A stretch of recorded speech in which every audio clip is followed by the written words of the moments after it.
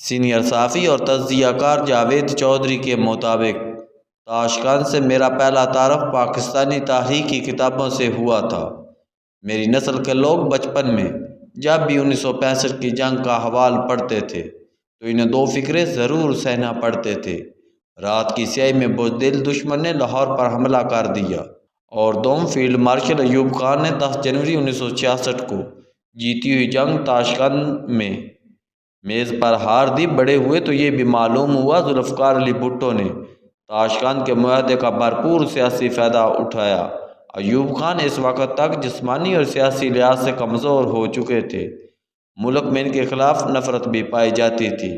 ذوالفقار علی بھٹو نے معاہدہ تاشقند کو غیرت کا پرچم بنایا اور بد نصیب جذباتی قوم کے سر پر لہرانا شروع کر دیا، اور ہم لوگ کیونکہ ہر جذباتی نعرے اور دعوے کو حقیقت مان لیتے ہیں، لہٰذا ہم نے بھٹو صاحب کا پرچم بھی تھام لیا۔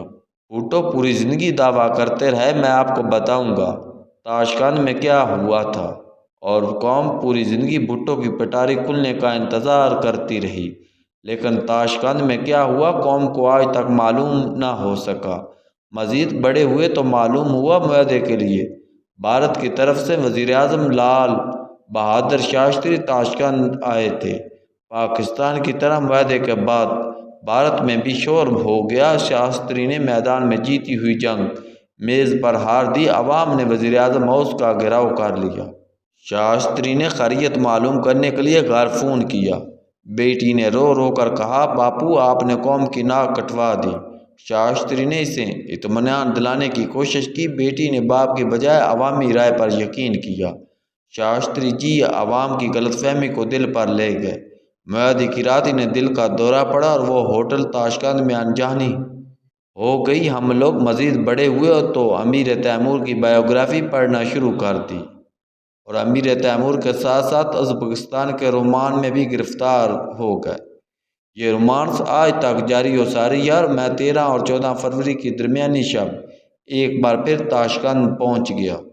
تاشقند پاکستان سے بہت نزدیک ہے۔ فلائٹ صرف 2.5 گھنٹے میں لاہور سے تاشقند پہنچ جاتی ہے۔ پاکستان اور تاشقند کا ٹائم بھی یکساں ہے۔ پاکستان میں 12 بجتے ہیں تو اس کے ساتھ ہی تاشقند میں بھی 12 بج جاتے ہیں۔ وقت کی اس یکسانیت کے بارے میں معلوم ہوا ازبکستان کی حکومت اور عوام پاکستان کو بہت پسند کرتے تھے۔ ازبکستان 29 اگست 1991 میں آزاد ہوا۔ آزادی کے بعد معیاری وقت کے تعین کا مرحلہ آیا تو ازبکستان نے چپ چاپ پاکستان کے معیاری وقت کو اپنا معیاری وقت بنا لیا۔ ازبکستان نے 1965 میں اپنی کرنسی سم لانچ کی۔ اس وقت $1 35 روپے میں آتا تھا۔ ازبکستان نے بھی ڈالر کا ایکسچینج ریٹ 35 سم طے کر دیا۔ 1995-96 میں ازبکستان میں 60,000 پاکستانی تھے اور یہ لوگ پاکستانیوں کو بہت پسند کرتے تھے، لیکن افغانستان میں طالبانائزیشن کے بعد ازبکستان کے پاکستان سے تعلقات خراب ہو گئے۔ طالبان نے اس دور میں سمرقند اور بخارا پر قبضے کا اعلان کر دیا، اور ازبکستان کی حکومت کا خیال تھا پاکستان ISI طالبان کو سپورٹ کر رہی ہے۔ ازبکستان نے پاکستانیوں کو ڈیپورٹ کرنا شروع کیا، اور ایک وقت ایسا ہے جب تاشقند میں صرف 14 پاکستانی رہ گئے اور ان میں سے بھی 9 سفارتکار تھے۔ یہ اختلافات جنرل پرویز مشرف کے دور تک جاری رہے۔ جنرل مشرف کے دور میں تعلقات دوبارہ بحال ہوئے اور برف آہستہ آہستہ پگھلنا شروع ہو گئی۔ تاشقند ایک دلچسپ شہر ہے۔ شہر انتہائی خوبصورت اور صاف ستھرا ہے۔ ازبک لوگ بھی فطرتاً صاف ستھرے لوگ ہیں۔ یہ گھروں، ماحول اور گلی کوچوں کی صفائی کا خصوصی خیال رکھتے ہیں۔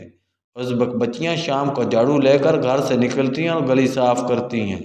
تمام دفاتر میں ہفتے کے دن صفائی کی جاتی ہے، اور اس میں بہت سے لے کر ملازمین تک حصہ لیتے ہیں۔ لا اینڈ آرڈر مثالی ہے۔ عوام پورے ملک میں بلا خوف پھرتے ہیں۔ نوجوان لڑکیاں آدھی آدھی رات کو اکیلی گھومتی ہیں اور کوئی ان کی طرف آنکھ اٹھا کر نہیں دیکھ سکتا۔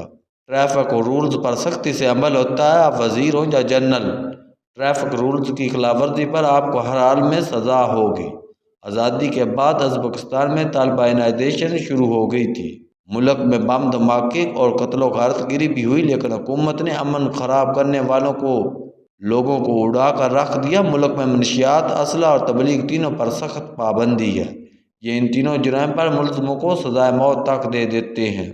دفاتر اور کھلی جگہوں پر نماز ادا نہیں کی جا سکتی، آپ مسجد یا گھر میں نماز پڑھ سکتے ہیں۔ داڑھی رکھنے پر پابندی تھی، لیکن اب آہستہ آہستہ اس قانون میں نرمی کی جا رہی ہے۔ داڑھی پر پابندی کی وجہ سے مسجدوں کے امام بھی داڑھی کے بغیر نماز پڑھاتے تھے۔ ملک میں گاڑی چوڑ کی سزا بھی موت ہے، لہذا ملک میں گاڑی چوڑ کا واقعہ نہیں ہوتا۔ حکومت کے پاس دہشت گردوں سے نمٹنے کے لیے وسیع اختیارات ہیں اور عدالتیں اس معاملے میں حکومتی کام میں مداخلت نہیں کرتی۔ ڈرائیونگ لائسنس کے لیے مکینک ہونا ضروری ہوتا ہے۔ حکومت کی کوشش ہوتی ہے صرف ان لوگوں کو لائسنس دیے جائیں جو ایمرجنسی میں گاڑی ٹھیک کر سکیں اور گاڑی کو ورکشاپ تک پہنچا سکیں۔ لوگ محنتی ہیں، بالخصوص عورتیں کام کرتی ہیں۔ آپ کو فٹ پاتھ پر خوانچہ فروشوں سے لے کر آفس تک ہر جگہ خواتین کام کرتی دکھائی دیتی ہیں۔ 400 تاشقند کا قدیم ترین بازار ہے۔ اس بازار میں مسالہ جات اور ڈرائی فروٹ کی 2000 سال پرانی مارکیٹ ہے۔ اس مارکیٹ پر خواتین کا قبضہ ہے۔ یہ سبز رنگ کی گول مارکیٹ ہے جس کے اندر سینکڑوں اوپن دکانیں ہیں اور کاؤنٹر نما دکانوں پر مسالہ جات اور ڈرائی فروٹ کے کنستر اور ٹوکریاں رکھی ہیں۔ 400 میں فروٹ، سبزی اور گوشت بھی سینکڑوں دکانیں ہیں۔ ازبکستان کی کرنسی بہت سستی ہے۔ ڈالر کے گورنمنٹ اور اوپن مارکیٹ ریٹ میں بہت فرق ہے۔ حکومت $1 کے 13,000 سم دیتی ہے، جبکہ اوپن مارکیٹ میں $1 کے 13,800 سم مل جاتے ہیں۔ آپ $100 تبدیل کروائیں تو آپ کو 13,80,000 سم مل جائیں گے۔ میں نے دنیا میں ازبکستان سے زیادہ کسی جگہ کرنسی کی اتنی بے قدری نہیں دیکھی۔ لوگ تھیلوں اور شاپنگ بیگز میں نوٹ ڈال کر پھرتے ہیں۔ افراد زر انتہائی زیادہ ہے۔ آپ کو پانی کی بوتل 4-5 ہزار سم میں ملتی ہے۔ آپ ایک وقت کا کھانا 50-60 ہزار سم میں کھاتے ہیں۔ لوگ افراد زر کے باوجود کھانے پینے کی اشیاء بہت سستی ہیں۔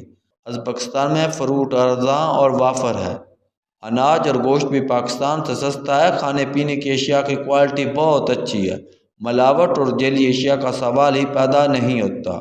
لوگ بے انتہا مہمان نواز ہیں۔ آپ کسی کے گھر چلے جائیں، وہ آپ کو چائے پلائے بغیر نہیں جانے دیں گے۔ معاشرہ محفوظ ہے، لہذا لوگ اجنبیوں کے لیے گھروں کے دروازے کھول دیتے ہیں۔ خست امام شہر کا قدیم علاقہ ہے۔ یہ امام کفل شیشی کا علاقہ ہے۔ امام صاحب امیر تیمور سے قبل اس علاقے میں آئے تھے اور انہوں نے ہزاروں لوگوں کو اسلام کے دائرے میں داخل کیا تھا۔ امیر تیمور نے خست امام کا مزار بنوایا۔ موجودہ حکومت نے مزار کے سامنے شاندار مسجد بنوائی۔ یہ مسجد بھی عجوبہ ہے۔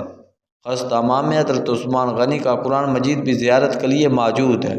ازبک لوگوں کا دعویٰ ہے یہ وہ قرآن مجید ہے جس کی تلاوت کرتے ہوئے حضرت عثمان غنی شہید ہوئے تھے۔ اس قسم کا ایک قرآن مجید استنبول کی توپ کاپی میوزیم میں بھی موجود ہے۔ ان دونوں میں اصل کون سا ہے اللہ تعالیٰ بہتر جانتا ہے۔ خست امام کے دائیں بائیں تاشقند کا قدیم شہر واقع ہے۔ یہ شہر کچی مٹی سے بنا ہوا ہے۔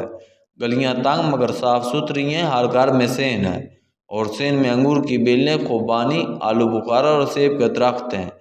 گھروں کے کمرے مستطیل ہوتے ہیں اور سین کے چاروں اطراف بنائے جاتے ہیں۔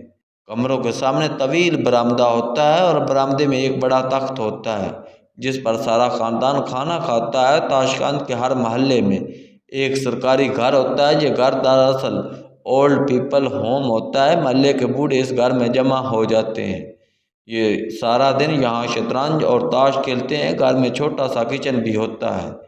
یہ اس کچن میں چائے اور کھانے کا بندوبست کر لیتے ہیں۔ یہ لوگ اسلام سے بے انتہا محبت کرتے ہیں۔ کھانے کے بعد دعا ان کا معمول ہے۔ یہ قبرستان کے قریب سے گزرے بھی ہاتھ اٹھا کر دعا کرتے ہیں۔ رحمت ان کا خدا حافظ ہے۔ یہ رخصت ہوتے ہوئے ایک دوسرے کو رحمت کہتے ہیں اور سینے پر ہاتھ باندھ کر سلام کرتے ہیں۔ معاشرہ لبرل ہے۔ لوگ ایک دوسرے کے معاملات میں ناک نہیں گھسیٹتے۔ مسجد اور کلب ساتھ ساتھ چل رہے ہیں اور کوئی دوسرے کے راستے میں نہیں آ رہا۔ امیر تیمور اپنے ازبکستان کو دنیا کا خوبصورت ترین ملک کہتا تھا۔ اس ملک میں داخل ہونے کے بعد آپ کو تیمور کا دعویٰ غلط نہیں لگتا۔ لوگ اور ماحول دونوں انتہائی خوبصورت اور پرکشش ہیں۔